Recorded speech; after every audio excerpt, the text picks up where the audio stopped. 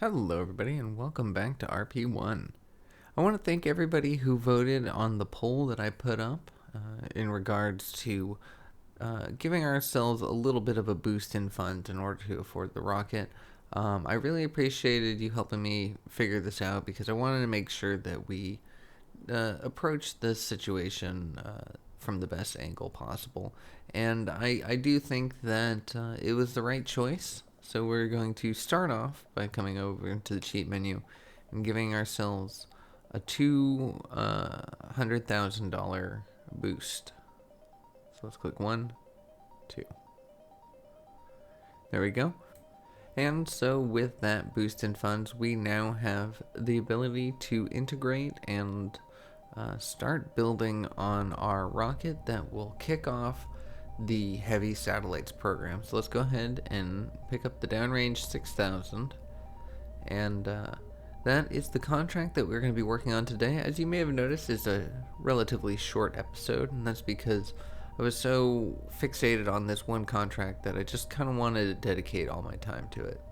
So as you see here, we now have the funds to put it out, and once it's tooled, it actually becomes a relatively cheap rocket. It's only 5,798 funds for that. So as we see here, we don't have enough, or we don't have any workers on our launch pad. We do have money. We have a positive and a surplus, so we can afford to spend some of that. So let's take some of the workers off our hangar just to begin with, because we don't have any airplanes in the works at the moment. And then we're gonna hire a bunch of engineers to work on there, but we still have a lot of engineers to go with a max of 574, and we only have 150 in there. But that'll make it so we can get out our satellite a lot sooner. We're also going to hire a bunch of researchers right now, but it's a little bit redundant because we don't actually have any science going. Unfortunately, we don't have enough science to start anything, so those researchers will be sitting around doing nothing. However, as we see here, we kept all of our funding in the positive, so we were able to make back some money pretty quickly. And now with everything ready to be launched, let's just hop on the launch pad and get going. I'm going to leave the majority, actually the entirety of this launch unedited, and since it's such a monumental launch in our series, it's not only is it the first of the satellites program in this season, but it's the first time I ever attempted a heavy satellites program to begin with. If you missed the building of this rocket, that is in a previous episode. I will link in the description below.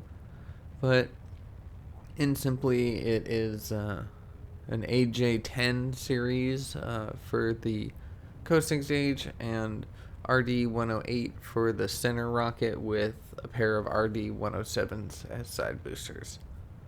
I went ahead and put up the relevant information. It does take up a large chunk of the screen. Didn't notice how big it was until seeing it now, but this launch, since I'm doing it manually, I still haven't figured out how to work MacJab for this, but since I'm doing it manually, you can see my process as we go along. I'm pitching down, like I mentioned in the previous episodes, pitching down 1 degree every 25 meters per second of acceleration.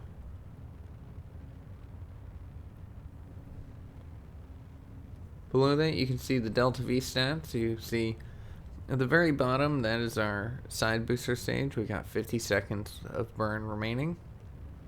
And then once that's done, we'll still have another 2 minutes and 38 seconds of burn time remaining in this lifting stage.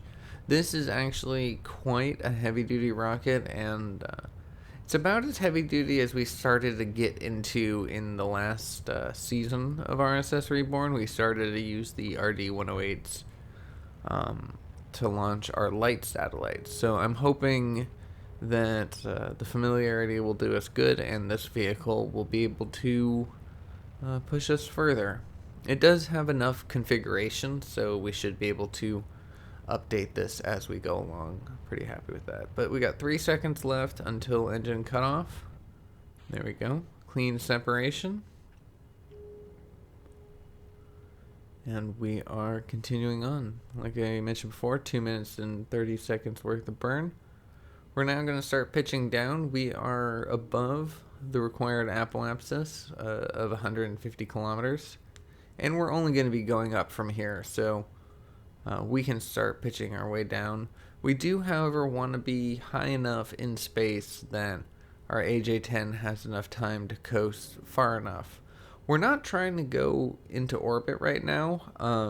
As great as it would be to reach orbit with this first attempt, we want to solely go downrange and be exploded in the atmosphere, because we're going to need to do our first orbital in a contract, and we'll be doing that very soon. I actually recorded the footage of that, so that will be coming probably in the next episode, I believe. We also do a whole bunch of X-plane stuff and jet planes and a whole bunch of stuff coming pretty soon.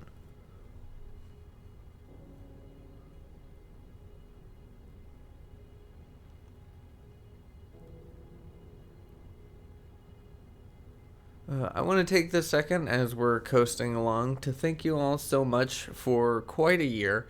It's been a real blast making these series, putting out these episodes, reading your comments, and it's been a lot to me to see how much you guys appreciate what I've been trying to do here with my channel, with my videos, and thank you so much for all that you do.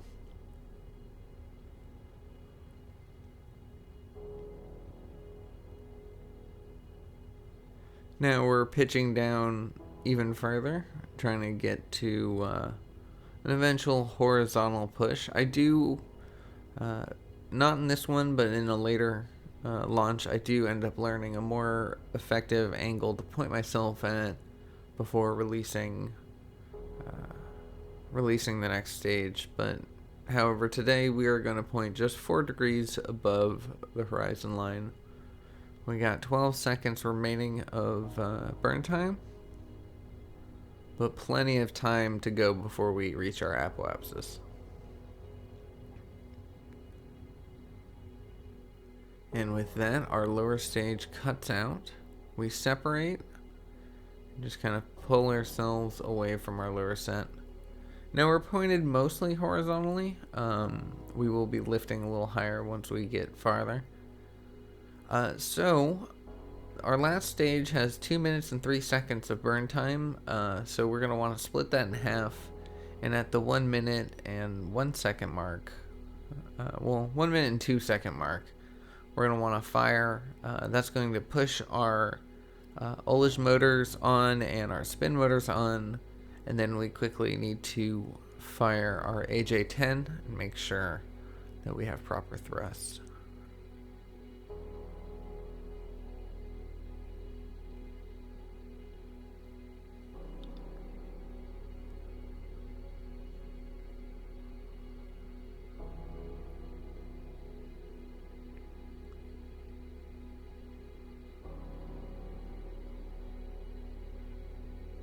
And getting ready.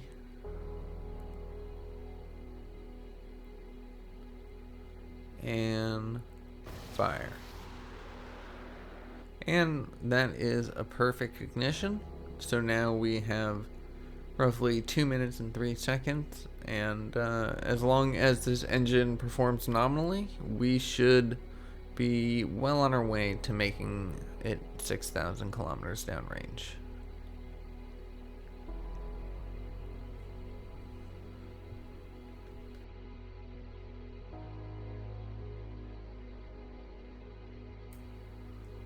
When we bring up our contracts, we can see that we have satisfied all parameters with the exception of the actual downrange distance. But it's good to know.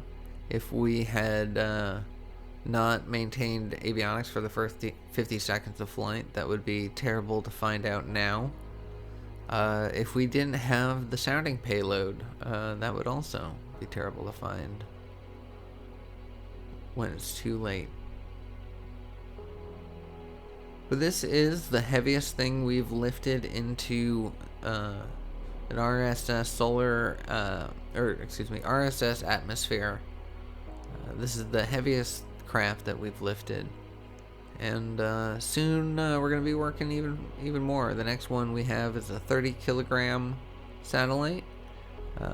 The one after that is 1,000 kilograms. So this is going to ramp up in difficulty fairly quickly, I believe.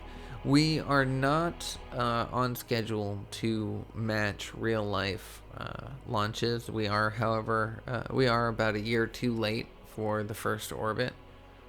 So we're no longer going to be focusing on the efficiency and the time, trying to get everything done as fast as possible. Right now we're going to just try to work on getting everything correct. So hopefully we don't waste too much time with that, but we need to see what works. Alright, and then with that we have main engine cutoff.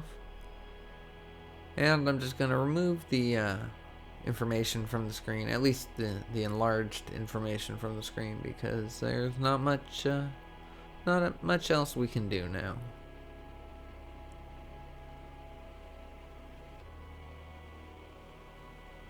So we'll time warp our way a little bit forward, not too fast. I do like to see the numbers increase over there on the right, and sometimes I feel like if you time warp all the way forward, all you see is the mission is complete.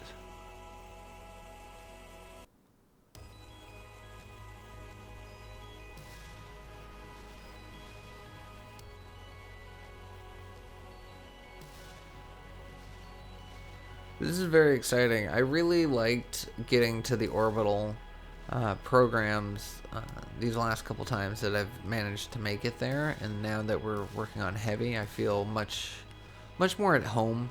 You know, my tendency to overbuild Kerbal rockets, I feel like will be a benefit here in this situation.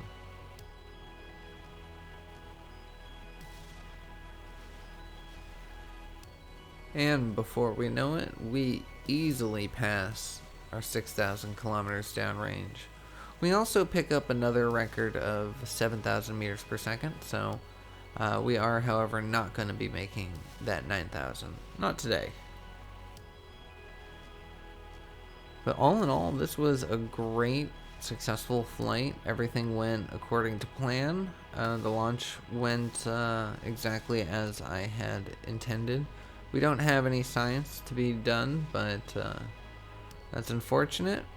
But we weren't ever really intending for this to be a science machine, so it is the dark side of the planet, so we are running out of things to look at.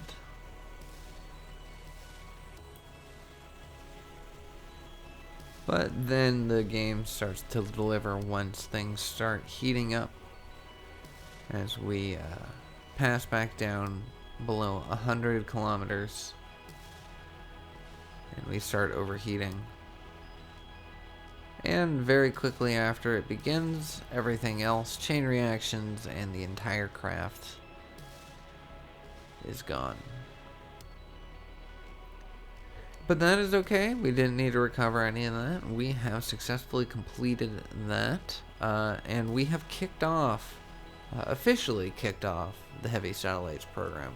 Yeah, see, we made it 33 kilometers downrange as opposed to the 6,000 that we needed. We made it 33,000.